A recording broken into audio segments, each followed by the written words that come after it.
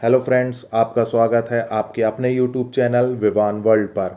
आज के वीडियो में हम बात करेंगे मध्य प्रदेश के वन्य जीव अभयारण्य की, जिससे आपको एमपीएसआई, जेल प्रहरी, पुलिस और व्यापम के हर एग्ज़ाम में प्रश्न पूछे जाते हैं। तो फ्रेंड्स, चलिए आज का वीडियो स्टार्ट करते हैं। तो हम पहले बात करेंगे कि राष्ट्रीय उद्यान क्या होते हैं और अभयारण्य क्या होते हैं। राष्ट्रीय उद्यान को वन्य जीव के संरक्षण के लिए बनाया जाता है, जिसमें कुछ नियम होते हैं, उसके अंतर्गत इसको चलाया जाता है। इसमें जानवरों को रखा जाता है और इसमें पर्यटकों को आने की अनुमति दी जाती है। ये पूरे तरीके से सरकार के द्वारा चलाया जाता है। इसमें किसी भी व्यक्ति का कोई पर्सनल भागीदारी नहीं होती है।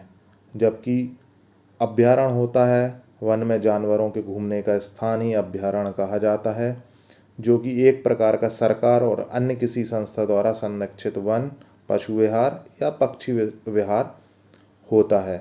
उसे हम वन्य जीव अभयारण्य कहते हैं। इसे बनाने का मुख्य उद्देश्य जीव जंतु, पक्षी या फिर वन संपदा को संरक्षित करना होता है।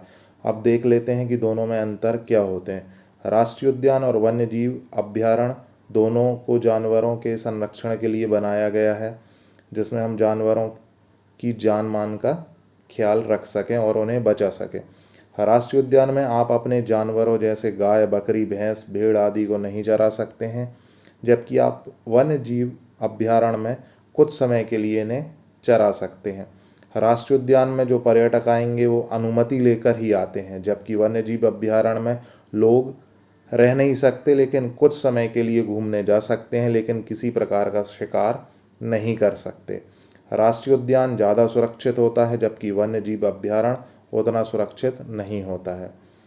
राष्ट्रीय उद्यान जो होते हैं वन्य जीव अभयारण्य की अपेक्षा अधिक शक्तिशाली होते हैं। वन्य जीव अभयारण्य को राष्ट्रीय उद्यान में बदला जा सकता है, लेकिन राष्ट्रीय उद्यान को वन्य जीव अभयारण्य में नहीं बदला जा सकता। राष्ट्रीय उद्यान में किसी एक विशेष प्रकार के जानवर के लिए नहीं बनाया जाता है, इसमें हर प्रकार के जानवर रखे जाते हैं, जबकि वन्य जीव अभयारण्य में अलग किसी भी विशेष जानवर के लिए बनाया जा सकता है। इसका मतलब है कि राष्ट्रीय उद्यान किसी एक विशेष जानवर के लिए नहीं बनाए जाते, जबकि वन्य जीव अभयारण्य को हम किसी एक विशेष जानवर, पशु, पक्षी किसी के लिए भी बना सकते हैं। राष्ट्रीय उद्यान और वन्य जीव अभयारण्य यदि बनाए जा रहे हैं और आपकी ज़मीन उसके अंतर्गत आ रही है, तो सरकार आपसे वन्य जीव अभयारण्य में उसके लिए आपसे कुछ प्रकार के नियम जो रहेंगे उनके साथ एक कांटेक्ट करती है, जबकि राष्ट्रीय उद्यान में वो सीधा सीधा आपको पैसे दे देती है, जिससे कि आप उस जगह से पूरे तरीके से अलग हो जाएं। तो ये थे कुछ अंतर राष्ट्रीय उद्यान और अभयारण्य में।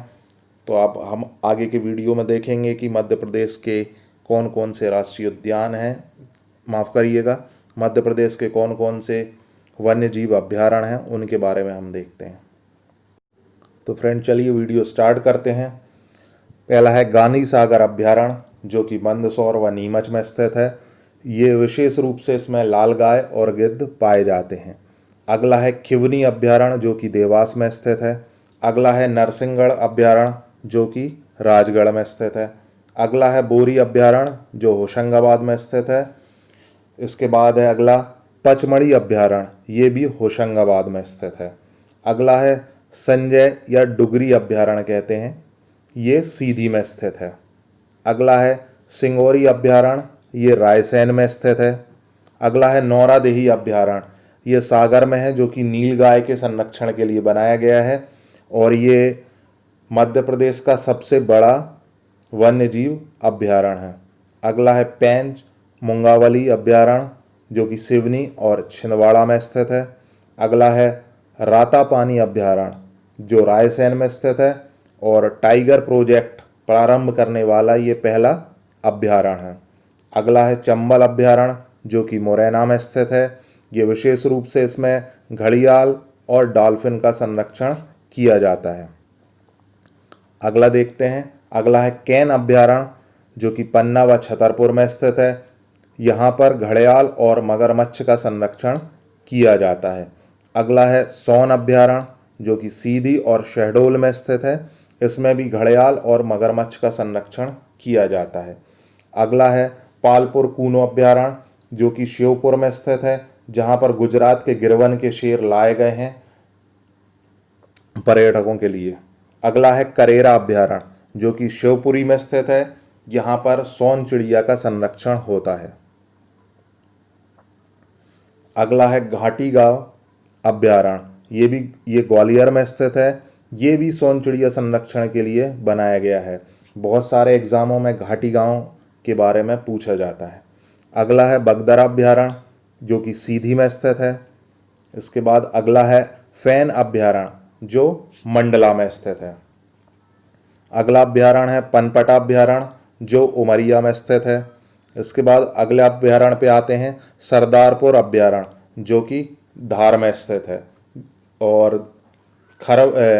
माफ़ करिएगा, सरदारपुर अभ्यारण्य खरमोर पक्षी के संरक्षण के लिए बनाया गया है। इसके बाद अगले अभ्यारण्य पे आते हैं सैलाना अभ्यारण्य जो कि रतलाम में स्थित है। इसके बाद अगला अभ्यारण्य है गंगऊ अभ्यारण्य जो कि पन्ना में स्थित है। इसके बाद अगले अभ्यारण्य की बात करें तो आता है राला मंडल जो कि इंदौर में स्थित है और मध्य प्रदेश का सबसे छोटा अभ्यारण्य है। अगले अभ्यारण्य पे आते हैं ओरछा अभ्यारण्य जो कि टीकमगढ़ में स्थित है। इसके बाद अगले अभ्यारण्य की बात करें तो कालीभीत अभ्यारण्य जो कि बैतूल में स्थित है, जो कि भालू के संरक्षण के लिए बनाया गया है। अगला है वीरांगना दुर्गावती जो कि दमोह में स्थित है। इसके बाद अगला है दुर्गावती अभ्यारण्य जबलपुर में स्थित है। इन दोनों में बहुत कन्फ्यूज़न होता है, ध्यान रखिएगा। वीरांगना दुर्गावती अभ्यारण्य दमोह में स्थित है और दुर्गावती अभ्यारण्य जबलपुर में स्थित है। अगला है कत्थीवाड़ा अभ्यारण्य जो कि अलीराजपुर में स्थित है। इसके बाद अगला है मयूर अभ्यारण्य जो कि झाबुआ में स्थित है। और अंतिम है कामधेनु गो अभ्यारण्य जो कि आगर मालवा में स्थित है और ये गाय के संरक्षण के लिए बनाया गया है। इसके अलावा सुरमेनिया और मानधाता अभ्यारण्य हैं जो खंडवा में प्रस्तावित हैं। तो फ्रेंड्स, ये था आज का वीडियो पसंद आया हो तो वीडियो को लाइक करें, शेयर करें, कमेंट करें और अभी तक यदि आपने हमारे चैनल को सब्सक्राइब नहीं किया है तो चैनल को सब्सक्राइब करें।